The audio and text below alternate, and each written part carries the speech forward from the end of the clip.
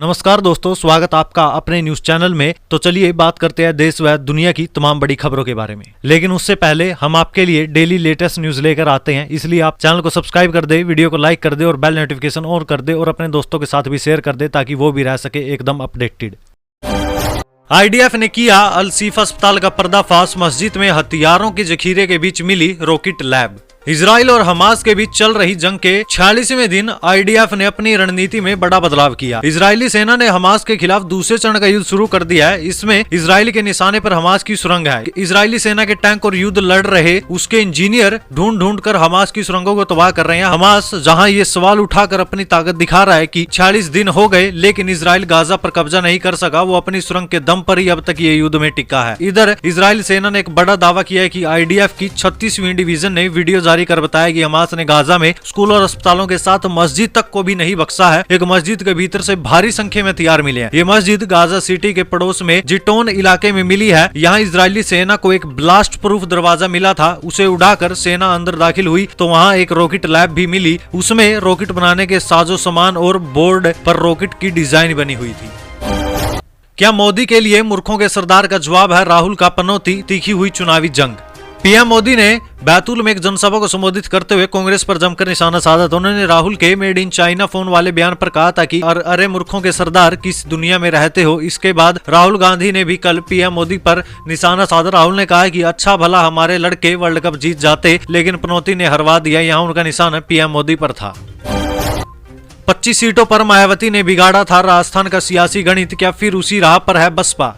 देखिए, राजस्थान के 2018 में हुए विधानसभा चुनाव में बहुजन समाज पार्टी ने 25 से ज्यादा सीटों पर सियासी गणित बिगाड़ दिया था। इन सीटों पर मायावती की बहुजन समाज पार्टी को जितने वोट मिले थे उतने वोटों से भाजपा और कांग्रेस के प्रत्याशियों की हार और जीत सुनिश्चित हुई थी। अब मायावती ने बीते कुछ दिनों से ताबड़तोड़ राजस्थान के दौरे करने शुरू कर दिए हैं। राजस्थान के सियासी माहौल में फिर कयास लगाए जाने लगे हैं कि क्या मायावती फिर से 2018 की तरह यहाँ के सियासी समीकरणों को बिगाड़ने की स्थिति में है या नहीं। वहीं इस विधानसभा चुनाव में बसपा सुप्रीमो ने ऐसा सियासी दाव भी चलाया जिसका असर लोकसभा चुनाव पर सीधे तौर पर पड़ रहा है।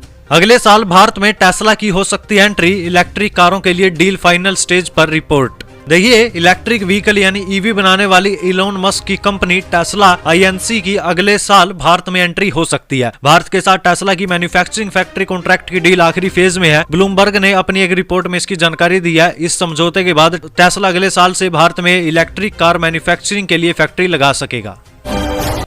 भ्रष्टाचार, परिवारवाद और तुष्टीकरण की सबसे बड़ी प्रतीक है कांग्रेस, पीएम मोदी। राजस्थान में इस समय विधानसभा चुनाव को लेकर चुनाव प्रचार जमकर हो रहा है। मुख्यमंत्री अशोक गहलोत से लेकर प्रधानमंत्री नरेंद्र मोदी तक प्रचार के लिए मैदान में उतरे हैं। पीएम मोदी ने मंगलवार को कानून व्यवस्था, महिला अपराध व भ्रष्टाचार को लेकर राज्य की कांग्रेस सरकार पर निशाना साधा और आरोप लगाया कि उसने जनता को लुटेरों और दंगइयों के हवाले कर दिया। इसके साथ ही मोदी ने कांग्रेस को भ्रष्टाचार, परिवारवाद और तुष्टीकरण नामक 3 बुराइयों का प्रतीक बताया। सबसे बड़ा अनुपूरक बजट लाने की तैयारी में योगी सरकार, 42,000 करोड़ हो सकता है आकार।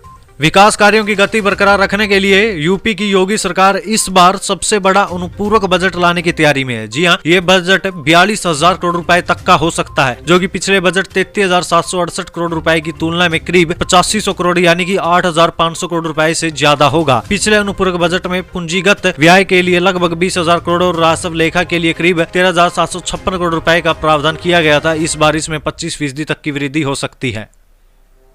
बिहार में 75% आरक्षण लागू, सरकारी नौकरियों में मिलेगा बड़ा फायदा, जातियों के हिसाब से समझे पूरा गणित। बिहार विधानसभा में 9 और विधान परिषद में 10 नवंबर को इन विधेयकों को सर्वसम्मति से स्वीकृति मिली थी। विधानसभा सचिवालय ने 12 नवंबर को इन्हें राज्यपाल के पास भेज दिया था। उस दिन राज्यपाल के पास कुल 6 विधेयक गए थे। इनमें से 4 14 नवंबर को लौट आए थे। राज्य सरकार की गजट अधिसूचना के अनुसार राज्यपाल ने आरक्षण विधेयकों पर 18 नवंबर को हस्ताक्षर किया। उसकी प्रति मंगलवार को राज्य सरकार को मिली। उन्होंने कहा कि राज्यपाल का हस्ताक्षर हो गया है, अब से नई आरक्षण व्यवस्था लागू हो गई है। देखिए, जो ये नई व्यवस्था है इसमें 75% का प्रावधान है, यानी कि पहले से जारी आरक्षण में 15% की वृद्धि हुई है। इनमें से 13% पिछड़े एवं अति पिछड़े के कोटे में जुड़ा है। 2% की बढ़ोतरी आर्थिक रूप से कमजोर वर्ग के लिए 10 और अन्य वर्गों के लिए 50% आरक्षण पहले से दिया जा रहा है। अनुसूचित जातियों एवं जनजातियों को संख्या के अनुसार आरक्षण का प्रावधान है। जाति आधारित गणना में उनकी आबादी करीब 22%, इसलिए 22% आरक्षण का भी प्रावधान किया गया है। अब 40 देश पंजाब से सीखेंगे सेहत का राज, आम आदमी क्लिनिक की स्टडी के लिए आएंगे प्रतिनिधि। पंजाब के स्वास्थ्य मंत्री ने बताया कि आम आदमी क्लिनिक लोगों के लिए फायदेमंद साबित हो रहा है। खासकर कंडी एरिया में अब नए आम आदमी क्लिनिक खोले जाएंगे। सरकार की तरफ से 170 आम आदमी क्लिनिक और बनाने की मंजूरी दी गई है। इसमें से 100 क्लिनिक तैयार हो चुके हैं। वहीं पंजाब में चल रहे आम आदमी क्लिनिक देखने के लिए पूरी दुनिया के 40 देश के प्रतिनिधि पहुंचेंगे, ताकि वह देश भी अपने इलाके में बढ़िया तरीके से जरूरतमंद लोगों को घरों के पास ही अच्छी सेहत सुविधा दे पाए।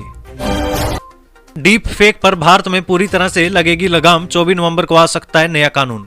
डीप फेक वीडियो पर प्रधानमंत्री नरेंद्र मोदी के बयान के बाद इसकी गंभीरता और खतरे को लेकर बातें होने लगी है। केंद्रीय मंत्री राजीव चंद्रशेखर ने डीप फेक वीडियो पर कहा कि सभी सोशल मीडिया प्लेटफॉर्म के साथ इस मुद्दे पर बात हो रही है। उन्होंने कहा कि यदि इसे रोकने के लिए किसी कानून की जरूरत होती है तो उसे तैयार किया जाएगा। 24 नवंबर तक ये कानून आ सकता है। एल्विस की पार्टी, गले में सांप, जुआ और कसिनो, रशियन लड़कियां, सामने आए स्टिंग करने वाले गौरव, बोले अभी और नाम सामने आएंगे।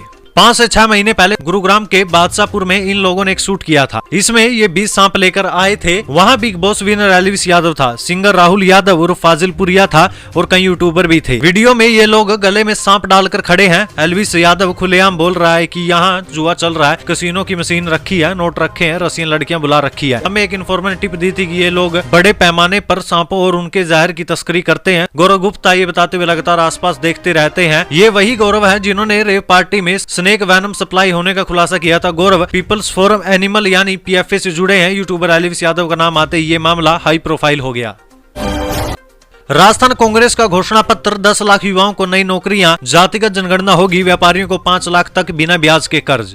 राजस्थान में कांग्रेस ने वोटिंग से 4 दिन पहले मंगलवार को अपना घोषणा पत्र जारी किया। इसे जन घोषणा पत्र 2 नाम दिया है। पार्टी ने चिरंजीवी स्वास्थ्य सुरक्षा बीमा की राशि 25 लाख से बढ़ाकर 50 लाख रुपए करने का वादा किया। राज्य के 199 सीटों पर 25 नवंबर को मतदान होगा। युवाओं के लिए 10 लाख नई नौकरियां सृजित करने की बात कही। इनमें 4 लाख नई सरकारी नौकरियां, किसानों से न्यूनतम समर्थन मूल्य एमएसपी पर फसल खरीद का कानून बनाने और किसानों को 2 लाख रुपए तक का ब्याज मुक्त कर्ज देने का वादा किया। इसके साथ ही गाँव के व्यापारियों को 5 लाख तक बिना ब्याज कर्ज देने का वादा किया गया। किसान क्रेडिट कार्ड की तर्ज पर व्यापारी क्रेडिट कार्ड बनाया जाएगा। इसके साथ ही राज्य में विधान परिषद बनाने का भी वादा किया गया है।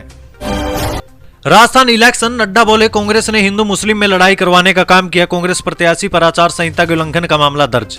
भाजपा के राष्ट्रीय अध्यक्ष जेपी नड्डा ने सीकर जिले की धोद विधानसभा में प्रत्याशी गोवर्धन वर्मा के समर्थन में सभा को संबोधित किया। उन्होंने कहा कि अशोक गहलोत की सरकार ने राजस्थान में हिंदू मुस्लिम के बीच में लड़ाई करवाने का काम किया है। उन्होंने कहा कांग्रेसियों ने पनडुब्बी घोटाला किया। गहलोत सरकार ने वृद्धावस्था पेंशन में 450 करोड़ रुपए का भ्रष्टाचार किया। गहलोत के भाई ने सब्सिडी का फर्टिलाइजर चोरी करके एक्सपोर्ट किया। गहलोत सरकार के रिश्तेदारों ने 11,000 करोड़ रुपए का ठेका लिया। वहीं सोजत से कांग्रेस प्रत्याशी निरंजन आर्या और चुन्नीलाल मेघवाल के खिलाफ सोजत सिटी थाने में रिटर्निंग अधिकारी ने आचार संहिता के उल्लंघन मामला दर्ज करवाया। एसएचओ राजीव भांदू ने बताया कि सोजत रिटर्निंग ऑफिसर गोपाल जांगीड़ ने रिपोर्ट दी है, जिसमें बताया कि 19 नवंबर को सोजत के मेला चौक, रामदेव मंदिर, मेघवाल समाज भवन में जीवदास समाधि स्थल परिसर में विधानसभा चुनाव 2023 को लेकर सोजत से कांग्रेस प्रत्याशी निरंजन आर्य ने राजनीतिक सभा का आयोजन किया। धार्मिक संस्था अधिनियम 1988 के तहत धार्मिक स्थल पर राजनीतिक सभा करने की अनुमति देना अपराध है। वर्तमान में जिले में धारा 144 सीआरपीसी लागू है। इसलिए कांग्रेस प्रत्याशी आर्य और संस्थान प्रबंधक चुन्नीलाल सोजत सिटी के खिलाफ रिटर्निंग ऑफिसर की रिपोर्ट पर मामला दर्ज कर जांच शुरू की है।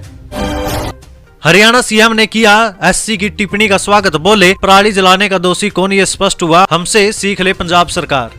हरियाणा के मुख्यमंत्री मनोहर लाल ने पराली जलाने से होने वाले प्रदूषण को नियंत्रित करने के लिए हरियाणा सरकार के प्रयासों पर मोहर लगाने के लिए सुप्रीम कोर्ट की उस टिप्पणी का स्वागत किया, जिसमें सुप्रीम कोर्ट ने पराली से संबंधित वित्तीय प्रोत्साहन देने के तरीके के लिए पंजाब को हरियाणा से सीख लेने की नसीहत दी है। उन्होंने कहा कि सुप्रीम कोर्ट ने पूरी तरह से स्पष्ट कर दिया कि वास्तव में पराली के मामले में दोषी कौन है। मुख्यमंत्री ने इस कठिन कार्य को सफलतापूर्वक पूरा करने के लिए अपने कई किसान भाइयों को धन्यवाद किया। उन्होंने कहा कि हरियाणा सरकार ने पराली जलाने की समस्या को गंभीरता से लिया और किसानों के सहयोग से पराली जलाने की घटनाओं में कमी लाने में काफी सफलता पाई है। मूसेवाला का सॉन्ग वॉच आउट बिलबोर्ड पर पहुंचा, कैनेडियन लिस्ट में 33वां स्थान। इससे पहले 295 गाने को मिली थी जगह। पंजाबी सिंगर सिद्धू मूसेवाला का सॉन्ग वॉच आउट बिलबोर्ड पर पहुंच गया। कैनेडियन बिलबोर्ड लिस्ट में इस गाने को 33वां स्थान मिला है। वॉच आउट सॉन्ग दीपावली के दिन 12 नवंबर को रिलीज हुआ था। अब तक यूट्यूब पर 1.86 करोड़ व्यूज मिल चुके, यानी कि 1 करोड़ 86 लाख। मई 2022 में मूसेवाला की हत्या के बाद रिलीज होने वाला ये 5वां गाना था। मात्र 9 दिनों में ही इस गीत ने कैनेडियन बिलबोर्ड पर 33वां स्थान पाया है। इस गीत के बाद से ही फैंस में इसका क्रेज काफी अधिक देखने को मिला था। रिलीज होने के महज 30 मिनट के अंदर ही 15 लाख से ज्यादा लोगों ने इसे देख लिया और 7 लाख ने लाइक किया। वहीं पहले 1 मिनट में गीत को 4,17,000 लाइक मिल चुके थे। वहीं गीत ने 13 मिनट में 10 लाख व्यूज का आंकड़ा पार कर लिया था। पंजाब में पराली जलाने वालों पर 2 करोड़ का जुर्माना। सुप्रीम कोर्ट ने कहा किसानों को विलेन न बनाए, बठिंडा एफआईआर के डर से किसान ने सुसाइड किया। दिल्ली में पराली जलने से फैल रहे प्रदूषण पर मंगलवार को सुप्रीम कोर्ट ने सुनवाई की। इस मामले में पंजाब सरकार से सुप्रीम कोर्ट ने जवाब मांगा। कोर्ट ने कहा कि पराली जलने पर लगा फाइन कितने किसानों ने जमा करवाया, इसकी रिपोर्ट अगली तारीख पर दें। सुप्रीम कोर्ट ने किसानों के साथ हमदर्दी भी दिखाई। कोर्ट ने कहा कि उन्हें खलनायक बना पेश किया जा रहा है, उनकी सुनी नहीं जा रही है, उनकी बातें सुनने के लिए नोटिस किन्हें दें। सुनवाई के दौरान पंजाब के अटॉर्नी जनरल ने कहा कि पराली जलाने पर हमने 1000 एफआईआर दर्ज किया और 2 करोड़ का जुर्माना लगाया। लाल प्रविष्टि बनाई गई है जो किसानों को लाभ लेने से रोकती है। हम पराली में लगी आग को बुझा रहे हैं, लेकिन लोग इसके विरोध में सड़कों पर उतर रहे हैं, जो समस्या है। सुप्रीम कोर्ट ने फिलहाल अगली सुनवाई 7 दिसंबर निर्धारित की है। वहीं बठिंडा में पराली जला रहे किसान के खेत में अचानक पुलिस की रेड हुई। 35 साल का किसान गुरदीप उस समय वहां से भाग गया, बाद में उसने सुसाइड कर लिया।